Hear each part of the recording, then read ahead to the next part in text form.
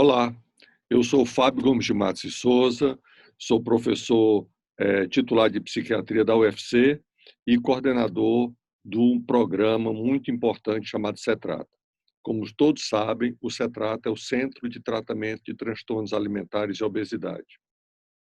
E eu quero, com enorme prazer, iniciar esse curso que irá se estender durante todo o mês de outubro, né? Serão 10 horas do ATA, já explico a vocês o que é o ATA, 10 do CTO e 10 do CNE. E mais 10 de outras atividades que serão colocadas para vocês, para que a gente possa, no final, dar o diploma das pessoas que completaram as 40 horas que se propõe esse curso. Toda essa nossa iniciativa desse ano, antigamente os cursos eram presenciais, mas por causa da questão do Covid, a questão da pandemia, pela primeira vez nós vamos fazer o curso todo remoto, todo de uma forma não presencial. Mas eu tenho certeza que nós iremos atingir o coração e a cabeça e a razão de todos vocês ficarem parceiros nessa questão da luta contra os transtornos mentais, especialmente os transtornos alimentares e a questão da obesidade, que é muito prevalente. Bem, nós vamos então falar um pouco do como nós agimos, como nós atuamos no CETRATA, abordando a questão da equipe interdisciplinar, transdisciplinar, multidisciplinar. E nós vamos ver as diferenças que cada uma dessas equipes tem e a importância de trabalharmos em conjunto. Né? Para isso, eu vou compartilhar agora a tela com vocês, né? E a gente vai abordar desde o início essa questão fundamental para nós que é trabalharmos em equipe. Como eu tinha dito, né, tem vários CETRATAs, então o ATA é o Ambulatório de Transtornos Alimentares. Ele acontece toda terça-feira de manhã no Hospital Universitário Walter Cantídio, da Universidade Federal do Ceará. Esse ambulatório é focado basicamente em anorexia e bulimia. À tarde da mesma terça-feira, nós temos outro ambulatório, que é o Centro de Tratamento da Obesidade, o CTO. E o CTO foca especialmente na questão da obesidade e na questão da compulsão alimentar. E, como nós sabemos que a intervenção precoce é fundamental para que a gente possa evitar tanto o transtorno alimentar quanto a obesidade, nós criamos o CNE, o CETRATA nas escolas. Então, o CNE faz treinamento, avaliação, supervisão das escolas que desejam que os seus professores, os seus alunos sejam orientados, conscientizados, com informação adequada, com informação de qualidade na questão tanto dos transtornos alimentares quanto da obesidade.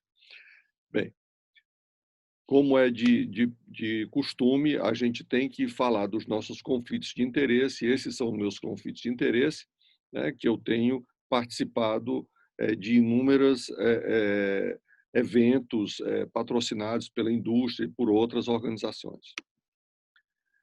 Bem, a agenda de hoje a gente vai definir claramente assim como é o trabalho de equipe, o que é que significa uma prática colaborativa e falar das dificuldades, da questão dos conflitos que a gente possa vir a ter e como, obviamente, solucionar essas questões. Bem, esse cartoon é muito interessante, né, do Balfour Mount, e ele coloca de uma coisa muito interessante se essa citação significa para você. Se eles não têm cicatriz, eles não trabalharam em equipe. Você está vendo aí que essa pessoa que trabalhou numa equipe meio complicada, porque ele está todo cicatrizado. Assim, tem sempre conflitos inerentes a cada um de nós e a convivência faz com que esses conflitos possam emergir, né? E como solucionar, como dar um canal melhor, um canal mais saudável para a resolução desses conflitos, vai ser também um ponto importante na aula de hoje. O conceito de interdisciplinaridade, para alguns, é muito antigo, né? Ele está enraizado nas ideias de Platão, de Aristóteles, de Rabelais, de Kant, de Hegel, que todos eles foram considerados como pensadores interdisciplinares.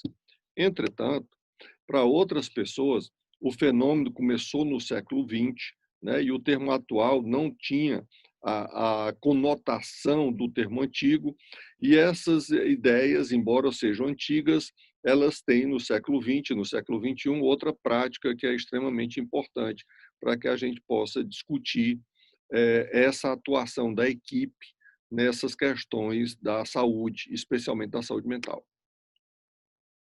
Bem, o que é que seria assim interdisciplinaridade de uma forma muito crua, muito simples? Seriam quando elementos de qualquer duas disciplinas são usados no processo de pesquisa, de atendimento, de clínica. Então, você teria que ter duas ou mais disciplinas para que essa interdisciplinaridade pudesse vir a acontecer, né?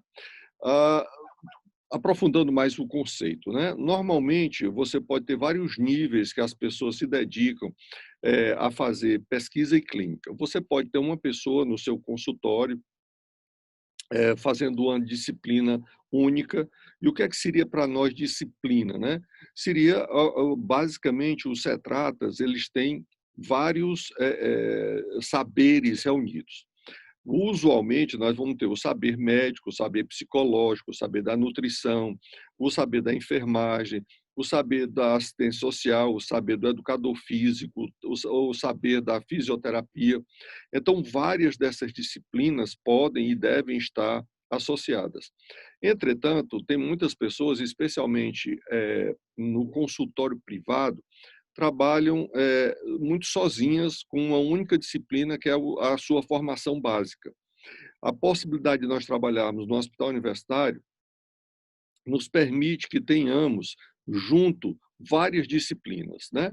E é isso que nós vamos ver nessas etapas. Então, você pode ter uma pessoa somente trabalhando e usando técnicas que sejam mais de uma disciplina. É uma pessoa que entende de duas, tem duas formações, por exemplo, é nutricionista, é psicólogo, e pode usar mais nessas duas disciplinas, mas pela mesma pessoa.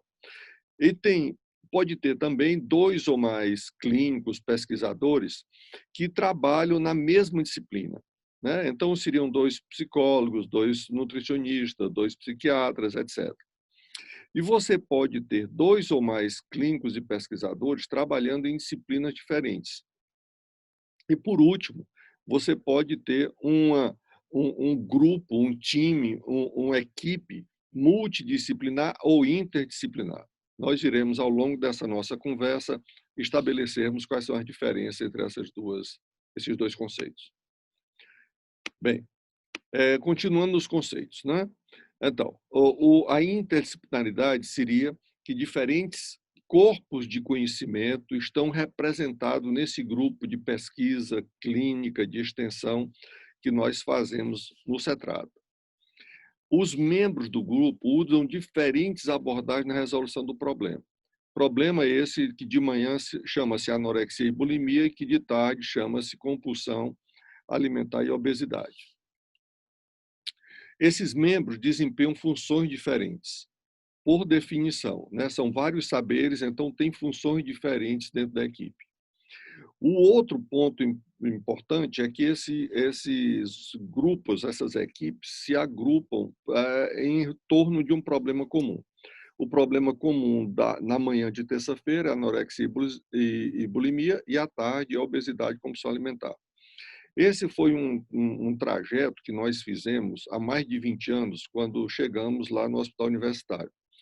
No Hospital Universitário, a distribuição dos atendimentos era feita pelo provedor e não feita pela demanda. O que é que eu quero dizer feito provedor?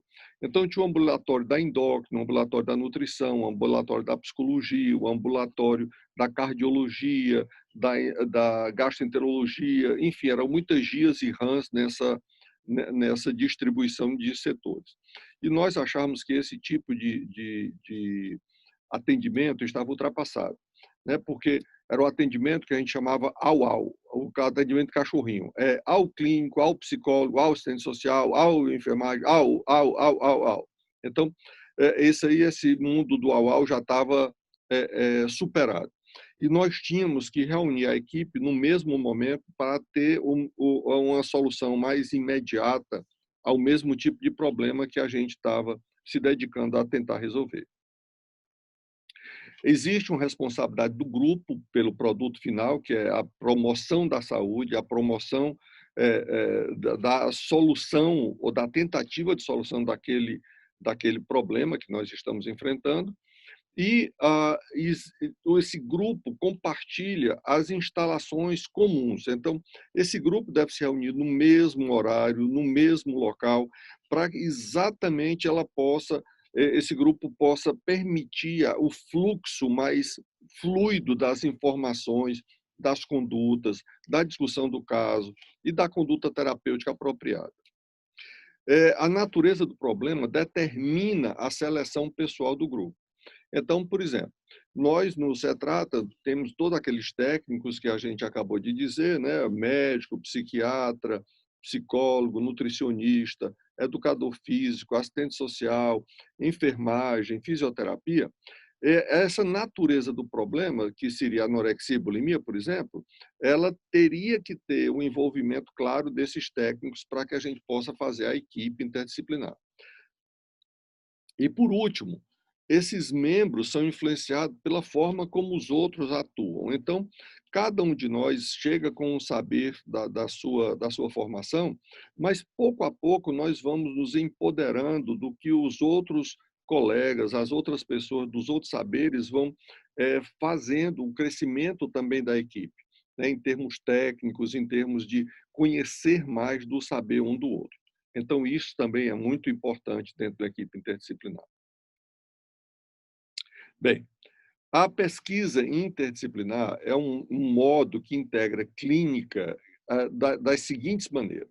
Primeiro, ela tem umas perspectivas em comum, a gente quer que aquele paciente atinja níveis melhores de funcionamento em termos de saúde. Os conceitos e teorias, eles são discutidos, né, para que a gente possa afinar, alinhar o que é que a gente quer de cada um dos casos que a gente atende. A gente usa ferramentas que normalmente é um protocolo clínico, né? De que a gente tem uma metodologia para atender aquela pessoa que está diante daquele problema, quer seja obesidade, quer seja algum outro transtorno. E as informações e dados são coletados ainda de uma forma deficiente. Né? Nós acreditamos que o Brasil ainda está muitos anos, muitas décadas atrás, do que os países nórdicos, como Noruega, Escandinávia, Finlândia, Dinamarca, já fizeram desde a década de 70 do ano passado, do século passado, perdão. Então, o que é que eles fizeram diferente? Eles fizeram um prontuário único, um prontuário eletrônico, desde a década de 70. Então, todos os dados daquela pessoa são compilados em um único prontuário. Eu pergunto a vocês, olha, normalmente, para ter uma noção exata da dimensão desse problema, eu pergunto normalmente a vocês, quantos CPFs vocês têm? Vocês vão dizer que tem um CPF. Quantos prontuários vocês já fizeram? Já foram a médico, emergência, hospital, UPA? Vocês não sabem quantos. Nem eu sei quantos eu fiz também. E a pergunta básica é, por que eu só tenho um CPF e tenho números prontuários? O governo quer saber o que eu faço com o meu dinheiro, e ele quer saber o que você faz com o seu dinheiro, mas ele não quer saber o que você faz com a sua saúde.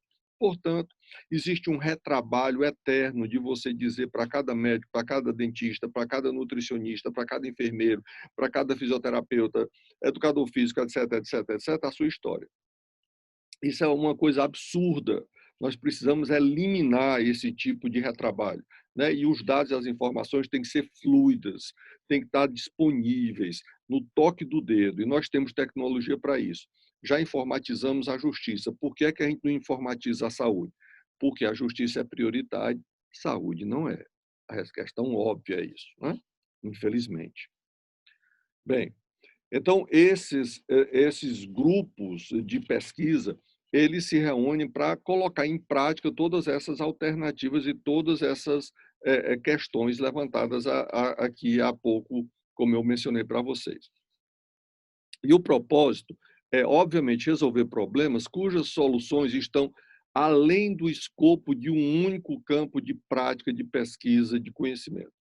Assim, por mais competente que seja um nutricionista, psicólogo, psiquiatra, educador físico, ele é incapaz de dar de conta de toda a demanda do que significa aquela doença, significa aquele problema clínico que nós estamos enfrentando. Então, é extremamente importante nós termos um grau de humildade, de entendermos que aquela outra pessoa com outro saber tem enorme importância dentro da equipe para que ela possa contribuir de uma forma muito significativa para a melhora daquelas pessoas que nós estamos atendendo naquele momento. Bem, próximo aqui, por exemplo, pegando aqui a anorexia, né? Só como exemplo. A anorexia é um problema de saúde pública, sim, porque afeta muitas pessoas. Tem um problema de epidemiologia, nós não sabemos exatamente quantas pessoas estão, mas nós sabemos quais são os grupos mais vulneráveis. E tem um problema que envolve a psicologia, que envolve nutrição, que envolve política, né? Política de saúde pública, em detectar precoce. A inter-relação disso com o sistema de saúde, com o sistema educacional, que é falho, né? É um problema econômico também, porque quantas e quantas pessoas ficam inutilizadas porque tem aquele problema durante tantos anos, não conseguem avançar na vida. Então, a gente tem que entender isso, que os problemas de saúde são, por definição, multidisciplinares. Eles não pertencem a nenhum grupo de saber especificamente, mas pertencem a todos aqueles que estão envolvidos naquele processo. Quais são as forças e fraquezas de uma equipe, né? Então, a principal vantagem é alcançar novos resultados que não teriam sido produzidos se aqueles clínicos, se aquele participante tivessem só abordado aquele problema através da mesma disciplina, do mesmo saber.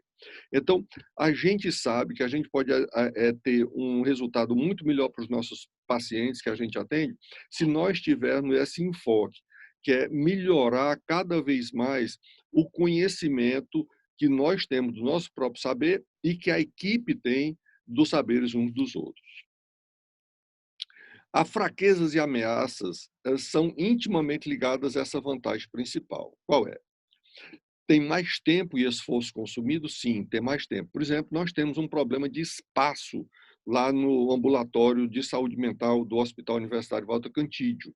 Então, a gente sabe que tem que passar por vários técnicos, a gente sabe que o esforço é maior. Então, isso pode, muitas vezes, curta-circuitar o atendimento, pode não ter o atendimento de qualidade, porque fica um atendimento mais rápido. Óbvio que nós não propomos isso e não proporemos isso para nenhum dos nossos pacientes. Então, esses dois pacientes, por exemplo, esses dois técnicos, em relação aos pacientes, têm problemas de comunicação. Às vezes, a comunicação não é o que eu digo, é o que o outro entende, né? Às vezes a gente fala A, a pessoa entende B, às vezes fala B, entende A. Então, muitas vezes, o gerenciamento do tempo é complicado. E aí a gente é bastante rígido nesse gerenciamento, né? Temos pessoas extremamente disciplinadas em termos de tempo que vão determinar qual é o tempo exato que a cada um daquele saber precisa dispor para aquele atendimento, né? E, por último, nós temos culturas diferentes. Infelizmente, aqui no Ceará, em Fortaleza, é raro, durante o curso de graduação, nós trabalharmos em equipe interdisciplinares. Esse é um desafio que, normalmente, nós estamos tentando superar através dos programas de extensão. Mas nas formações de cada saber, quer seja psicologia, normalmente fica com psicologia, nutrição convive com nutrição, medicina convive com nutrição e assim vai. Então, mas nós temos essa possibilidade de atuarmos em equipe com culturas diferentes, né? E é fundamental que a gente tenha uma mente aberta para que a gente possa entender o outro na cultura do outro, no saber do outro.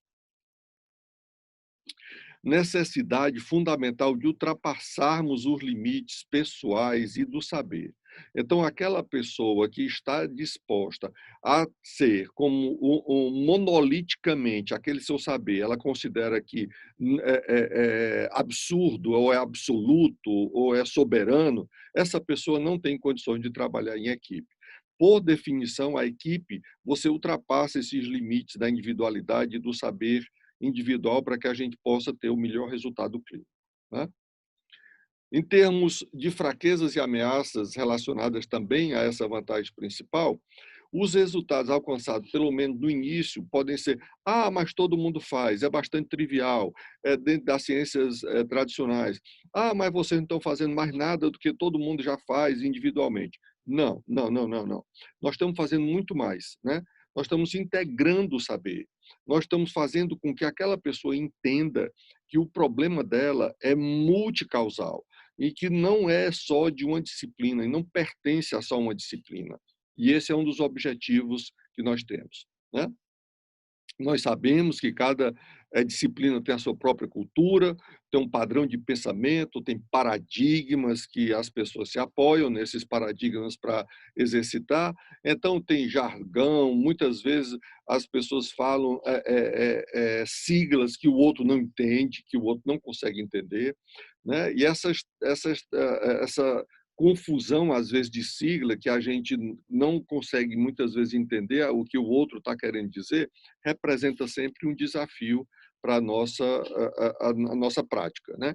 E, às vezes, tem conotação diferente, né? Se você for imaginar quais os dados você vai usar para colocar adiante a proposta terapêutica, qual é que o método de pesquisa, o método clínico seria o melhor para aquele paciente, muitas vezes esse desconhecimento do que o conceito que aquele outra pessoa da equipe fala causa certo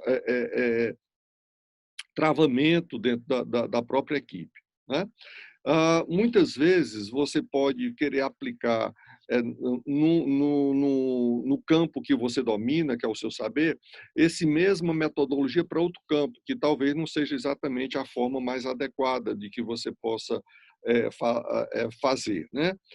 Então, e muito frequentemente você vai ter, por exemplo, problemas éticos, né? Por exemplo, uma pessoa que diz que quer morrer para um determinado técnico e pede ele silêncio sobre isso.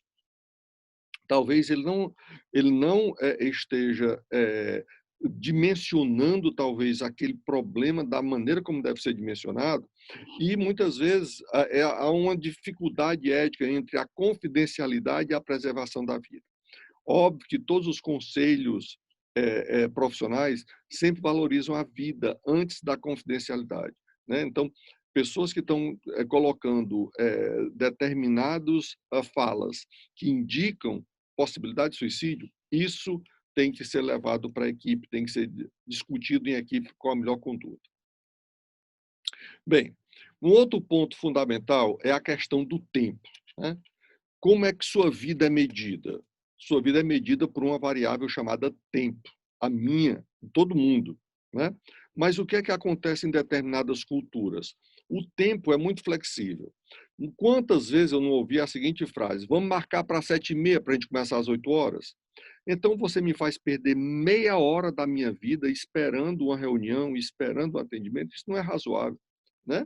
Então isso não é razoável porque o tempo é a única variável que só diminui, ele não aumenta. Então, a gente usar bem o tempo é fundamental. E eu tenho uma teoria pessoal de que sociedades que desrespeitam o tempo desrespeitam a vida. Por isso o nosso nível de violência social no Brasil é tão grande. Talvez se a gente começar a respeitar o tempo, quem sabe a gente começa a respeitar a vida. Então, 12 horas, a reunião começa 12 horas, a reunião começa 12 horas. A reunião termina 12 horas, ela tem que terminar 12 horas, né? E isso é fundamental para o funcionamento da equipe de uma forma geral. Bem, A incompreensão de termos, como nós já falamos, por exemplo, o risco. O que é que risco significa para seguro e engenharia? O que é que risco significa para estatística? O que é que risco significa para finanças? São conceitos totalmente diferentes. E o que é que risco significa para a saúde? Né? Então, nós temos uma mesma palavra com diferentes significados. Então, se nós não nos apropriarmos do que cada saber diz em relação ao risco, nós podemos nos perdermos nessa comunicação, achando que o outro entendeu sem o outro ter entendido. Né? Bem, é impossível isolar o vocabulário da gramática, da sintaxe, da cultura, de uma forma geral. Então, quantas e quantas vezes a gente tem dificuldade de entender o outro, porque não entende a cultura do outro, porque não entende o que o outro está falando. Né? Então, esse enraizamento cultural, numa sociedade extremamente complexa, que é a sociedade do século XXI, pós-industrial, cheia de estratos sociais diferentes, cheia de microculturas diferentes, cheia de micro tribos diferentes. Então, é importante nós entendermos o que é que cada termo significa para aquela cultura. Né? Vai ser difícil você separar esse conhecimento de métodos de teoria da prática em um campo específico. Então, é extremamente importante nós nos dedicarmos uns aos outros a saber o que é que o outro está querendo dizer, o que é que o outro está querendo falar. Né? E essas abundâncias de línguas é complicado às vezes, porque muitas vezes você usa um termo, um regionalismo que a outra pessoa não entende. Né? O clássico do Ceará é aquela história, eu vou rebolar isso no mato. Rebolar no mato não significa ficar balançando os quadris no mato, obviamente significa jogar no lixo. Mas quantas e quantas pessoas não entendem essa linguagem, né? E outros tantos exemplos que a gente poderia estar citando aqui. Uma equipe multidisciplinar e interdisciplinar, ela implica em ter uma liderança que congregue.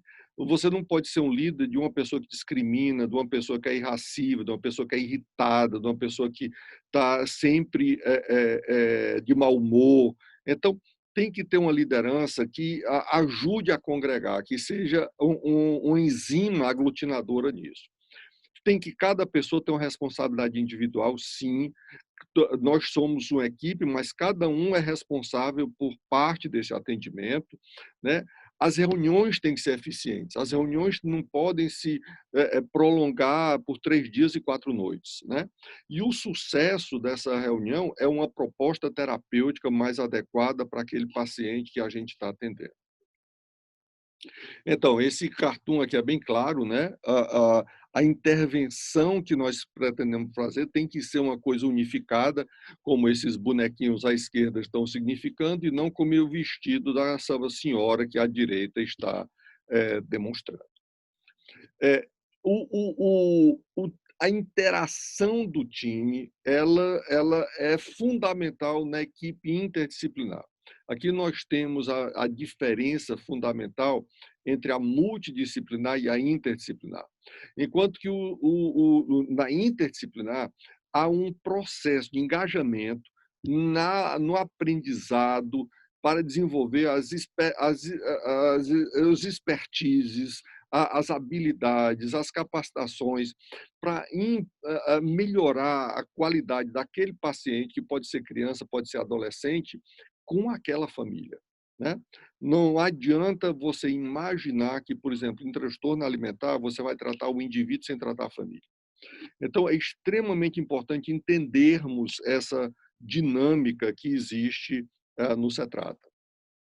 Comunicação.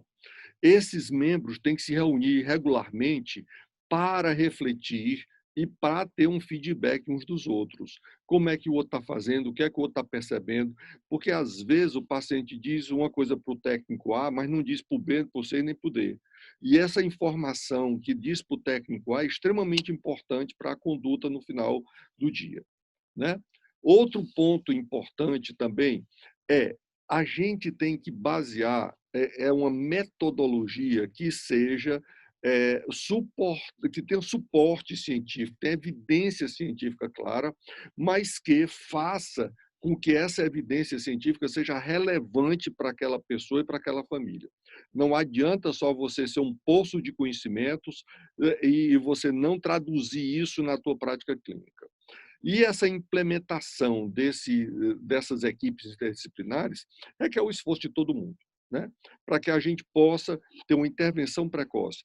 Porque, vamos pegar o exemplo do câncer. O que foi feito uma conscientização extremamente grande, por exemplo, do câncer de mama. Hoje, o câncer de mama mata muito menos do que há 30, 50 anos atrás. Por quê? Porque toda mulher sabe que tem todo ano ir para o ginecologista, fazer o exame de mama sistemático, anual, muitas vezes semestral, se for um grupo de alto risco. Então, todo mundo sabe disso. Então, a intervenção precoce, o diagnóstico precoce, permite um desfecho clínico muito melhor. E é isso que a gente quer. Bem, então a equipe funciona mais ou menos assim. Então, você tem uma prática, que essa prática é planejada em conjunto, ela é refletida em conjunto, ela tem um feedback, e a observação se essa prática existe ou não uma melhora daquele quadro clínico, implica numa mudança de prática, numa mudança de ação. Então, nós temos toda essa roda que faz com que nós pensemos sempre na melhor maneira de ajudar aquelas pessoas. E aí você vai ter vários problemas se você não fizer isso. Você vai ter um cuidado fraturado, é que não existe nenhum processo formal de ligação, de comunicação entre aquelas pessoas que fazem parte, teoricamente, daquela equipe. Muitas vezes isso provoca uma detecção tardia do problema por causa dessa não comunicação. Muitas vezes, essa intervenção tardia não tem o acesso ao cuidado necessário, porque, infelizmente, no nosso sistema de saúde, você marca uma consulta, muitas vezes para 2, 3, 4 meses depois. É isso que a equipe interdisciplinar procura evitar, mas muitas vezes nós temos que referenciar isso para outros serviços, para outros profissionais, e as pessoas têm essa dificuldade de acesso ao cuidado, e muitas vezes existe uma variação de cuidado muito grande em termos de qualidade, em termos daquela pessoa se sentir cuidada por aquele serviço, por aquela instituição, por aquela equipe. Bem, usualmente, quando a gente fala que uma equipe que é símbolo de equipe, né, e tem um livro em inglês chamado Team of Teams, né, eu peguei essa quote, essa citação exatamente desse livro. Então, se você combinar adaptabilidade, agilidade e coesão de uma equipe com poder, e essa pequena equipe vai ter poder e recursos de uma grande organização, esse é o nosso objetivo, né? Os líderes devem olhar sempre as melhores práticas e estender às pessoas de todos os continentes. Nós não somos tão ambiciosos assim, nós queremos pelo menos fazer que a saúde dos fortalezenses e cearenses seja melhor. E com esse time bem coeso, bem adaptado e bem ágil, você pode fazer um cuidado que é mais rápido, que é mais flexível e é mais importante para aquela pessoa. Então, tudo isso é um objetivo central do que a gente pudesse fazer. Então, para chegar numa equipe interdisciplinar, essa liderança tem que ser compartilhada. Então, não podemos só depender de um chefe. O chefe diz, o chefe faz. Não. Cada pessoa tem que ter uma responsabilidade dentro dessa equipe. É mútua a responsabilidade, é o trabalho de todos nós que está em jogo, né? E as discussões têm que ser abertas, tem que ter uma solução ativa dos problemas. A gente não adia problema, nem adia solução. A gente não posterga essa discussão. Para que a gente possa ter sucesso, essa coletividade, chama-se equipe, tem que estar junto e tem que estar coesa. Então, uma equipe de trabalho, ela tem que ter, cada membro da equipe tem que ter experiência. Muitas vezes, no processo de entrar no Cetrata, nós chamamos um processo de trainee. São 3 meses que aquela pessoa passa, que ainda não é parte do programa, mas que está prestes a ser parte, se ela adquirir a experiência necessária, os conhecimentos adequados para que ela possa realmente trabalhar naquela equipe com zelo, com responsabilidade e compromisso. Igualdade, a gente tem as regras, tem que valer para everybody, every cabra, tem que valer para todo mundo. Não pode ter, é o amiguinho do fulano, é o amiguinho do cicrano, não, é o protegido. Não, não, não, não, não. Isso destrói qualquer equipe. Regra é para ser cumprida. Regra não é para não ser cumprida. Né? E o respeito profissional, o respeito por cada membro da equipe, o respeito para aquele saber é fundamental também para que a gente possa ter uma equipe interdisciplinar. A gente sabe que cada um é especialista na sua área, mas a igualdade na tomada de decisão, cada um pode participar, cada um deve participar, né? Obviamente, toda essa, digamos assim, atuação, ela é balizada pelo conhecimento e pela legislação, né? Nós temos que fazer cumprir o que a legislação de cada conselho nos impõe e a legislação legal do nosso país, né? Nós podemos sempre e devemos sempre agir dentro da lei e da ética e da responsabilidade. Os papéis vão depender do cargo que a pessoa, por exemplo, muita pessoa tem a coordenação dos atendimentos, outras têm a coordenação da pesquisa, outra tem é responsável pela comunicação digital, outra pessoa é responsável pela comunicação com as famílias. Então, tem todos esses aspectos que são fundamentais. A gente não pode esquecer as questões de gênero, né? Então, ninguém pode ser discriminado por ser do gênero A, B, C ou D. Ninguém pode ser discriminado por ser hétero, homo, bi, tri, pan, o que é que seja. Então, a gente tem que ter esse conhecimento aberto para que a gente possa, todo mundo, participar sem preconceito e sem estigmas de qualquer jeito e de qualquer natureza. As habilidades, os conhecimentos, a especialização e a experiência são fundamentais, né? Então, isso, quanto mais você atende, mais você entende do problema. Quanto mais você atende, mais você entende. E esse relacionamento, a universidade, no nosso entendimento, não pode ficar isolada dentro dos muros medievais das instituições. Nós temos que fazer essa ponte com a comunidade e uma das principais pontes com a comunidade é esse curso anual do CETRAD. Então, é com muito prazer que a gente faz essa ponte com a comunidade e o serviço é aberto à comunidade, né? Toda a comunidade de Fortaleza pode usufruir do serviço do CETRAD. Bem, uma equipe multidisciplinar tem mais semelhança do que diferença na prática, né? O escopo da prática normalmente é avançado, mas os desafios da equipe multidisciplinar são muito grandes e são comuns. Então, a melhor maneira da gente avançar nesse processo é transformar uma equipe multidisciplinar numa equipe interdisciplinar. A equipe multidisciplinar, que é a equipe uau, né? Ao fulano, ao beltrano, ao fulano, ao beltrano. Não, bota todo mundo junto na mesma sala, no mesmo dia, e todo mundo discute isso. Nessa equipe é extremamente bem-vindo as pessoas que sabem dos recursos do serviço de saúde. Muitas vezes ninguém sabe essa informação de qualidade, de onde procurar ajuda, aonde procurar ajuda, com quem procurar ajuda, qual o telefone, qual o e-mail, qual o contato, a gente não sabe.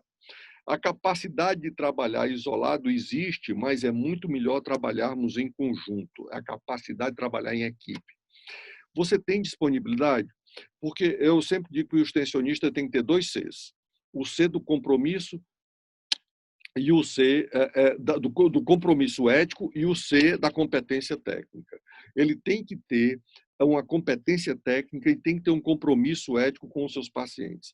Não adianta ser aquela pessoa que sabe tudo, mas que não quer compartilhar isso e não quer tratar pessoas com a devida o devido compromisso que essas pessoas precisam ter. A capacidade de acessar informações é fundamental. Muito frequentemente, infelizmente, no nosso hospital universitário tem a questão do prontuário. O prontuário subiu, o prontuário desceu, o prontuário não subiu, o prontuário não desceu. Parece que o prontuário anda de elevador muitas vezes, né? Obviamente, isso podia ser terminado com a história do prontuário eletrônico. E muitas vezes você tem que ter uma habilidade de sobrevivência dentro de um sistema tão emperrado pela burocracia, tão emperrado. Você quer pedir um exame, esse exame só vai ser feito daqui a não sei quanto tempo, não pode ser feito ali. Quantas e quantas vezes falta medicamentos básicos para os nossos pacientes, né? Mas a gente tem que sobreviver, né? Nessa selva que é o mundo do século XXI. Habilidades fundamentais, uma comunicação aberta, respeito mútuo, compreensão do papel e da função de cada um e respeitar isso, reconhecer e utilizar a experiência de outros membros da equipe. Tem gente que atende há 20, 30, 40 anos, tem gente que atende há uma semana, um mês. Né? Obviamente, o objetivo é pegar essas pessoas que atendem 20, 40 anos e capacitar com a habilidade necessária para essa pessoa se transformar em menos tempo num técnico mais capaz. Né? A gente é preciso ter essas habilidades clínicas avançadas, capacidade de lidar com a emergência. Muitas vezes a gente programa uma coisa e, de repente, aparece o Covid. E agora, o Covid? A gente teve que mudar tudo por causa desse danado desse Covid. Né? É isso mesmo. Compreender que a saúde pública, eu sou contra o SUS, porque eu sou a favor do SUS. O que é o SUS? É o Sistema Único de Saúde. Fragmentado, estilhaçado, espedaçado. Então, o que é que eu sou a favor do SUS? Que é o Sistema Único Integrado de Saúde. Integrado de saúde. Não dá para ter o SUS, cada um vai fazer o que quer, e muitas vezes a prefeitura do interior manda uma Kombi cheia de gente aqui para ser atendida, e isso é integração? Não, isso não é integração.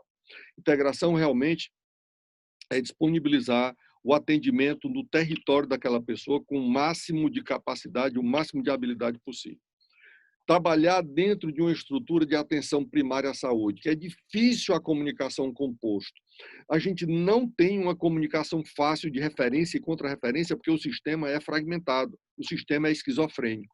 Então, não dá para que a gente possa manter esse contato mais íntimo com a equipe que mora perto da casa daquele paciente.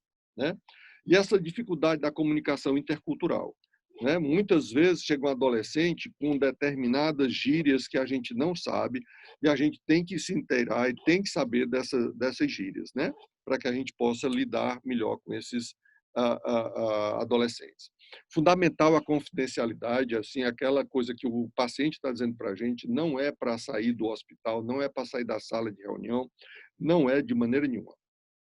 Então, a gente tem que compreender, reconhecer e aceitar as expectativas da comunidade, manter os limites profissionais corretos, mas estender o nosso agasalhar humano, o nosso agasalhar afetivo a todas aquelas pessoas que nos procuram. Né? Muitas vezes, quando você não faz isso, essa falta de continuidade do processo redundante, como eu acabei de falar, um faz, o outro faz a mesma coisa, o outro faz a mesma coisa, porque tem a história daquele paciente, o prontuário não vê, aí você tem que fazer outra história, pelo amor de Deus. Então, uma coisa que eu odeio em extensionista é caderninho. O extensionista pega um caderninho, anota nas coisas do caderninho e depois tem que fazer um retrabalho para fazer no prontuário. Pelo amor de Deus, que diabo de retrabalho mais louco é esse? Mas tem gente que faz. E eu estou ali com o cinturão ali todo tempo para acabar com essa história. Então, falha de comunicação, muitas vezes os recursos são desperdiçados por causa disso, e tem que evitar tudo isso. A gente tem que treinar profissionais, não de uma forma isolada, mas comunicando isso, mas isso é um desafio não só para a gente. Em 1995, foi observado que menos de 25% das escolas de enfermagem e medicina nos Estados Unidos trabalhavam em equipe interdisciplinar. Vejam bem esse dado. Né? Então, os ambientes interdisciplinares são muito ricos, porque eles podem te dar uma qualidade profissional que vai ter um agregar sempre de novos conceitos e novas possibilidades de solução do caso. Falando agora de uma forma bem pedagógica, né? O que seria uma abordagem consultiva, multidisciplinar, interdisciplinar e transdisciplinar? Vamos lá definir os termos. Então, abordagem consultiva. Um profissional mantém a responsabilidade central de conduta e consulta os outros conforme necessário. Na multidisciplinar, cada membro da equipe implementa uma parte especializada de um plano de cuidados. Na inter, cada membro da equipe expõe seu conhecimento individual e coletivamente faz o plano de cuidados. E na transdisciplinar, os membros são conjuntamente responsáveis pela implantação de um plano integrado terapêutico. Então, obviamente, o objetivo sempre nosso, e é um desafio constante a gente fazer a equipe interdisciplinar, né? Essa multidisciplinar, as equipes normalmente trabalham em paralelo. Na interdisciplinar, cada membro da equipe expõe seu conhecimento individual e faz com que esse conhecimento seja implementado num sistema global, numa conduta global para os nossos pacientes. Então, a função de comunicar, utilizar recursos, monitorar, avaliar, participar na gestão de mudança, dar suporte, e é fundamental todos esses verbos que eu acabei de dizer dentro de uma equipe interdisciplinar, né? A estrutura da equipe interdisciplinar, essa função, elas precisam estar bem claras. Se há algum problema de comunicação, a gente tem que discutir, a gente tem que resolver. Já já eu vou falar dos 12 Cs, que são complicados na equipe. Vamos já falar disso. Resolução de conflito. Todo mundo não é igual ao outro, graças a Deus. O Dom Helder Câmara dizia uma frase que eu gosto muito no livro dele, O Deserto é Fértil. Ele dizia que a tua igualdade me empobrece e a tua diferença me enriquece. Então, se formos todos iguais, a gente fica muito mais pobre. A gente fica muito mais rico dentro dessa diversidade de pensamentos, de concepções, de paradigmas, que o outro sempre tem muito a agregar para que a gente possa fazer uma situação melhor. Vou passar isso aqui. As vantagens da equipe interdisciplinar. Oferecer várias abordagens de saúde para a pessoa estudar, isso para educadores e alunos. Apreciação e compreensão de outras disciplinas, estratégia de modelo para uma prática futura da pessoa, promove a participação dos alunos, dos extensionistas, e desafia normas e valor de cada disciplina, como a pessoa aprendeu na sua casinha, na sua caixinha, né? Na sua gavetinha, bem limitadazinha, né? Sem muito contato com os outros. A evolução da equipe é fundamental, esse processo, esse ambiente agradável, afetuoso, amigo que a gente tem que ter. E as necessidades em termos de saúde mental, de melhor gestão, especialmente no quadro de depressão, que as pessoas chegam no hospital, diminuição dos scores, melhor adesão aos medicamentos, menos dias com sintomas, aumento dos dias de trabalho, menos ataque de pânico, de ansiedade, tudo isso é nosso objetivo, né, que a gente possa fazer. Para os profissionais, quais são as vantagens de trabalhar na equipe? Aumenta a satisfação profissional. Como toda terça-feira eu tenho um enorme prazer de estar naquele HUWC, né? Porque eu vou estar no ATA e no CTO e muitas vezes no CNE, em reuniões com o CNE. As instalações mudam o atendimento da crise aguda para atendimento preventivo, né? O objetivo é prevenir doenças, é promover saúde, não é só curar as doenças e diminuir sintomas. Permite que os profissionais aprendam novas técnicas e habilidades, incentiva a inovação, permite que os provedores se concentrem na questão individual, pessoal, peculiar de cada uma daquelas pessoas, que isso é o que é fundamental. E agora nós estamos já chegando ao final aqui da nossa conversa com vocês, e eu queria falar dos 12 Cs do processo de equipe, né? Então, o primeiro C é a comunicação. Comunicação ampla, irrestrita, limpa, sem preconceitos, de coração, procurando construir sempre. A comunicação é extremamente adequada. Cooperação. Nós não estamos lá para disputar, duelar uns com os outros. Nós estamos lá para cooperar dentro de um plano global para que aquele paciente tenha o melhor atendimento possível. Coesão.